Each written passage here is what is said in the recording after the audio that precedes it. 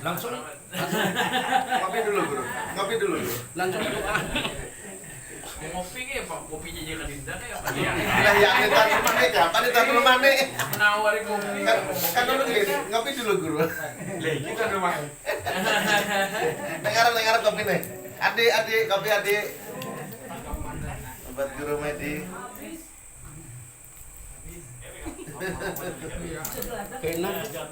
Enak sa kopinya man yung puting. Oh, Pak Ustadz nggak boleh minum kopi dia. Habis 2 gelas lah.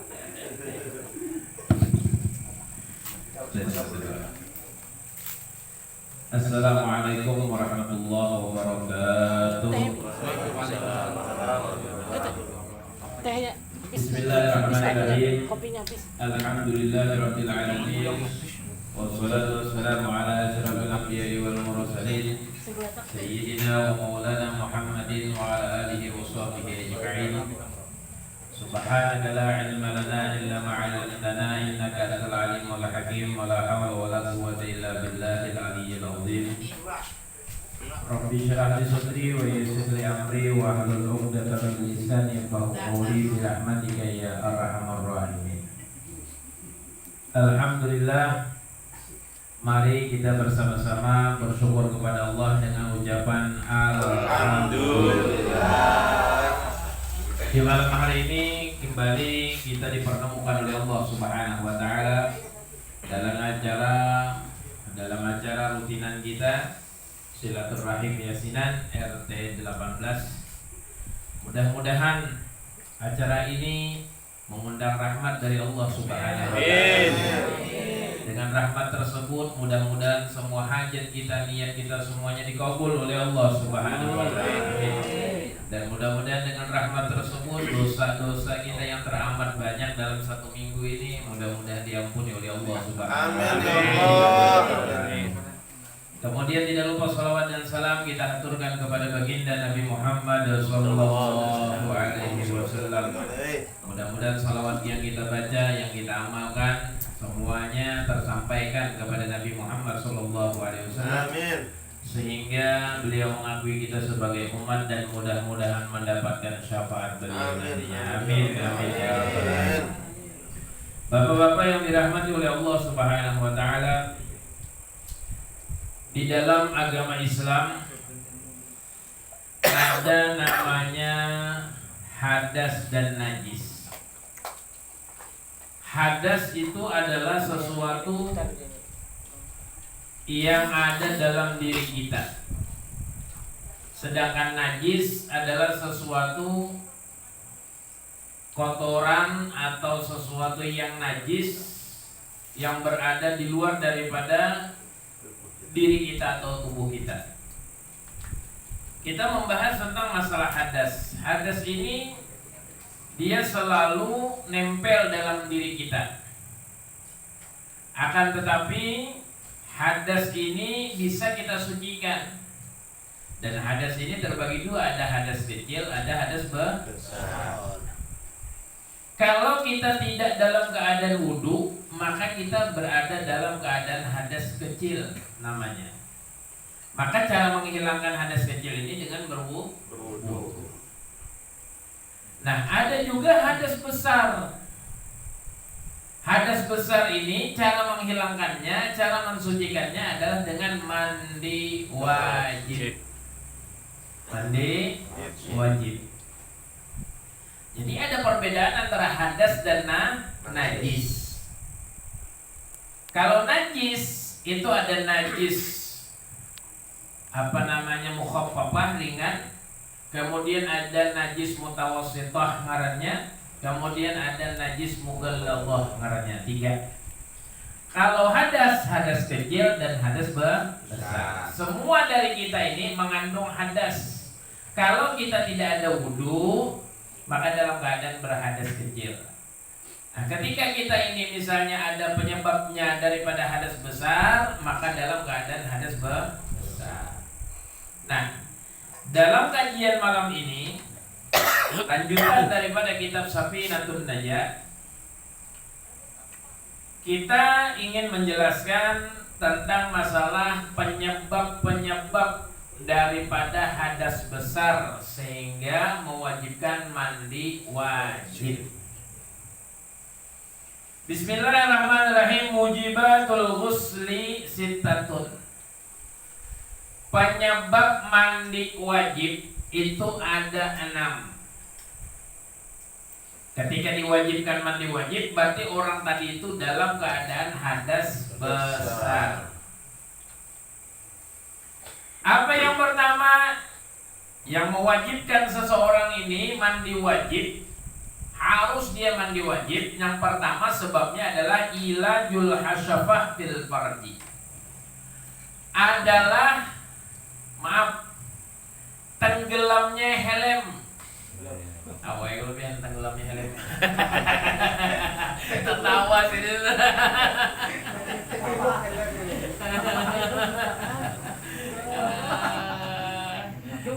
Allah. Kayak peonnya lain porno lah.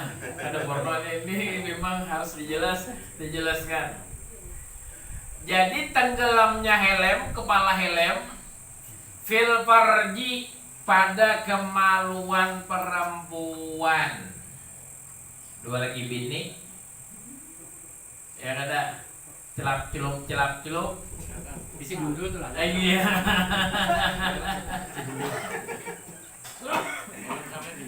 Dengan kadar tenggelam helmnya saja itu sudah menyebabkan mandi wajib. Orang tadi itu sudah berhadas besar.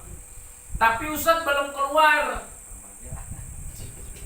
Keluarkah? Kada keluarga. Pokoknya bila hilang tenggelam helmnya, wajib mandi wajib.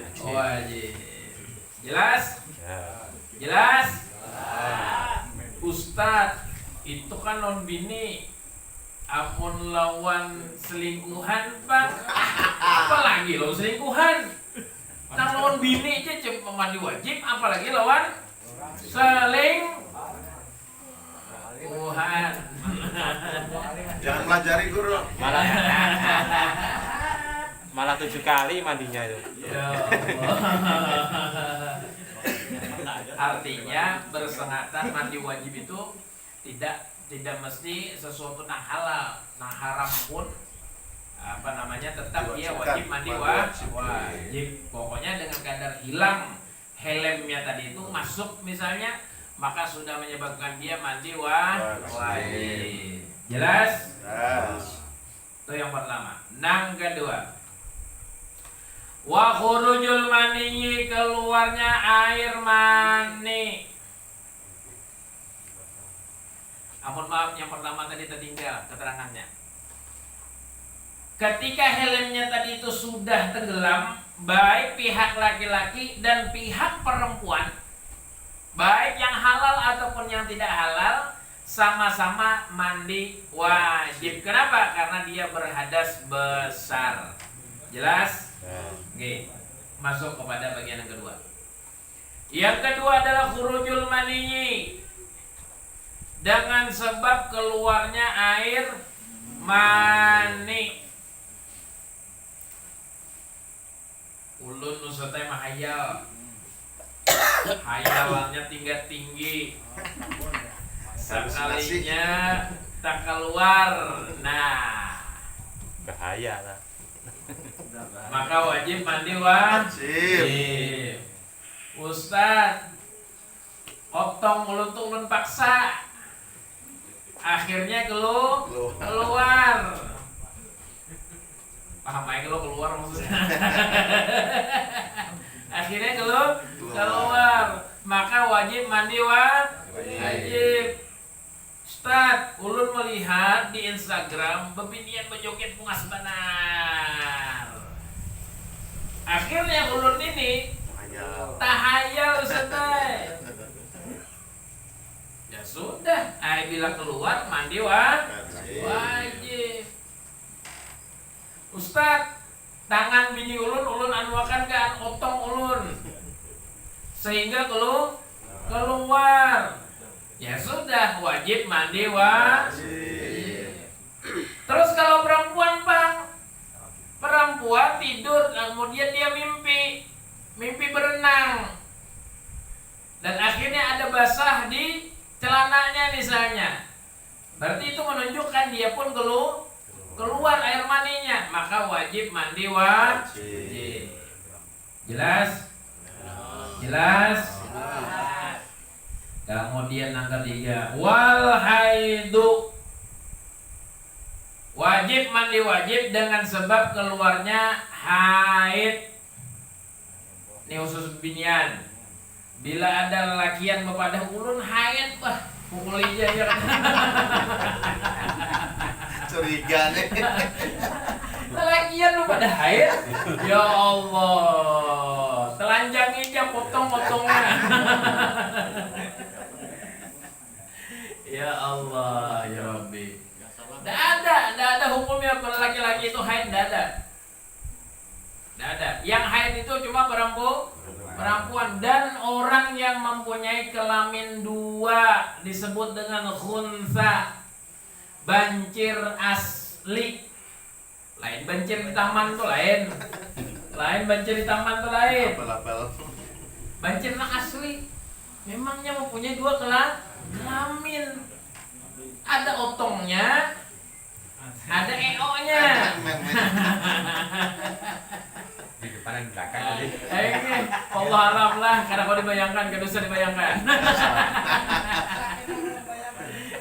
Nyanyok biar, nyanyok biar membayangkannya. Hal ketika dia haid, keluar darah dari anunya itu, maka nanti setelah bersih wajib mandi wajib. Jelas? Kemudian yang keempat, an-nifasu, keluarnya darah nifas. Setelah perempuan melahirkan, ada ngarannya masa nifas. Lalakian bapak dah ulun nifas jangan jangan dipercaya, pendusta jelas sudah ya kan. Timpas jadi gitu tuh sekali. Paling sedikit sebentar dia keluar. Kemudian kalau yang standarnya itu 40 hari. Standarnya. Paling lama 60 hari paling lama. Lewat daripada itu istihadah ngarannya. Pas. Kemudian berapa sudah? 4. Yang kelima al-wiladah, dengan sebab dia tadi itu perempuan wajib mandi wajib, dengan sebab dia tadi itu melahirkan. Lahir, brojol, setelah itu tidak ada darah nifas. Gak ada darah nifas sama sekali. Tapi wajiblah mandi wajib. Wajib dia mandi wajib setelahnya. Kenapa? Karena keluarnya bayi dari kandungan. Bayi itu berasal daripada air mani. Yang mana nomor 2 tadi poinnya adalah keluarnya air mani. Wajib mandi wajib. Nah ini keluarnya berbentuk bayi. Dan setelah itu tidak ada darah sama sekali. Maka dengan sebab dia melahirkan, itu dia wajib mandi wajib. Jelas? Yang terakhir, al-maut mati.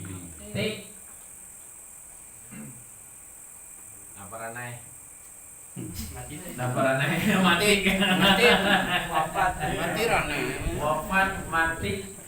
Ya Allah, ya Rabbi.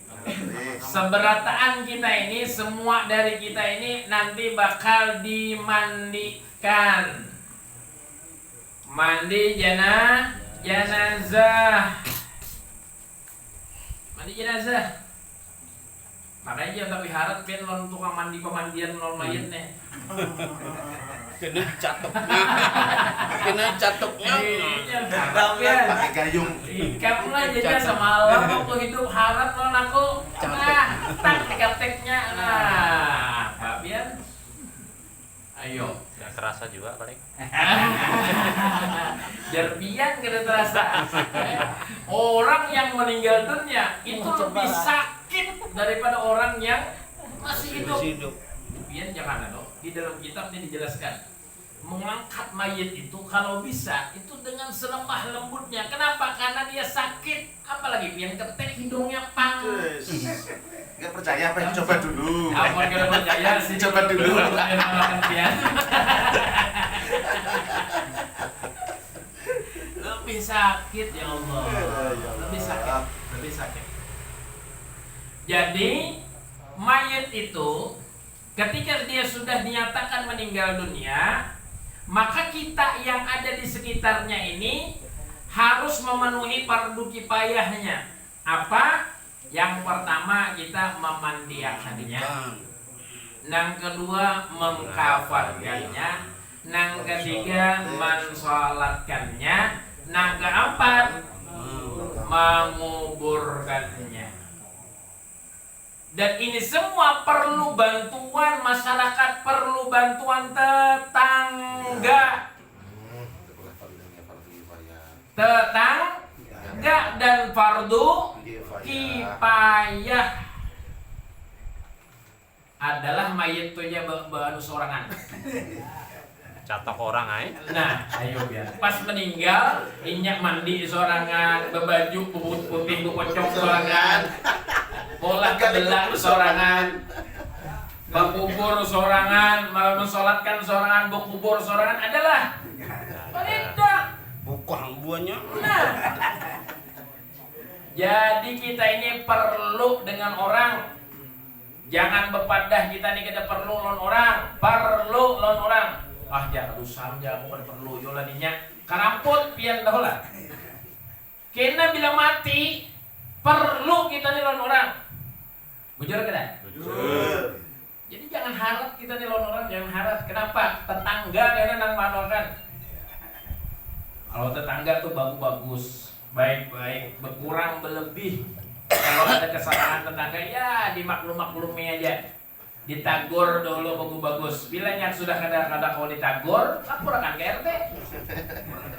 Oke ya. Terakhir, amun kada maasi juga, bilangnya mati. Nah, tali pocong itu jarat mati. Tali pocong itu lah jarat mati sekalian. Coba kita bayangkan. Coba kita bayangkan. Artinya kita ini perlu dengan orang lain ketika itu. Walaupun ketika kita hidup di dunia ini kita mengatakan aku kada perlu dengan orang lain. Kada perlu aku dengan orang lain. Aku ada aja duit. Aku aja jabatan. Banyak aja orang yang kira-kira ngurus aku. Amunnya patuh. Amun kada patuh. Makanya kita ini bersyukur di lingkungan kita ini ada namanya keanggotaan fardu kifayah. Bersyukur benar kita. Syukur. Kenapa? Karena dengan keanggotaan fardu kifayah ini kita itu tidak meninggalkan beban kepada keluarga. Dia sudah dalam keadaan sedih kita tinggalkan. Kemudian tidak ikut fardu kifayah, maka lebih membebani terhadap orang yang ditinggalkan. Kenapa? Cari pian tukang mandinya, cari pian tukang kafannya, cari pian tukang gali kuburnya, cari orang yang mensolatkan. Ayo, cari pian tebelahnya. Berapa tebelah ini? Nah, 800 ribu yang jadi, yang sudah jadi. Yang bertengah yang berpikir tuh. Iya. 2.500.000 bagus nih. Pian nama Ramdan. Nama Pian Yang sederhana. Orangnya sederhana ya Pak ya. Ya Allah ya Rabbi, semuanya akan mati. Setelah mati, nah dalam ketika kita mandikan jenazah itu namanya mandi wajib untuk jenazah. Dengan sebab kematian maka wajib dimandikan kecuali orang yang mati syahid. Lain mati sakit. Syahid. Kalau mati syahid, orang yang bertempur di medan perang itu tidak perlu Kafani tidak perlu dimandikan, cukup disolatkan dan dikuburkan. Dan dikuburkan. Nah, kita orang biasa wajib 4. Dimandikan, dikafani, disolatkan, kemudian dikuburkan. Jadi kita hidup di alam dunia ini jangan sampai kita itu tidak tahu menahu dengan orang lain, tidak tahu menahu dengan tetangga. Jangan. Perbaiki hubungan kita di alam dunia ini. Perbaiki hubungan kita dengan masyarakat, perbaiki sosial kita dengan tetangga, perbaiki, ikut di dalam keanggotaan fardu kifayah. Kenapa? Karena itu meringankan beban daripada ahli waris. Mudah-mudahan yang sedikit ini menambahkan wawasan kita, menambahkan keimanan kita kepada Allah, menambahkan wawasan kita dalam masalah agama kita. Amin, amin, amin ya rabbal alamin. Kita berdoa kepada Allah, mudah-mudahan kita semua panjang umur, sehat walafiat, yang sakit diangkat penyakit oleh Allah, yang punya hajat mudah-mudahan hajatnya dikabul oleh Allah, yang punya urusan sulit mudah-mudahan dilancarkan urusannya oleh Allah, yang punya rezeki surut mudah-mudahan rezekinya ditambah halalan thayyiban mubarakan oleh Allah Subhanahu wa taala. Kita mengaku banyak dosa pada Allah, banyak dosa pada Rasulullah, banyak dosa kepada kedua orang tua kita, baik yang masih hidup ataupun yang sudah meninggal dunia, banyak dosa kepada teman, kerabat, jiran, tetangga. Mudah-mudahan dengan majelis ini Allah Ta'ala ampunkan segala dosa-dosa kita.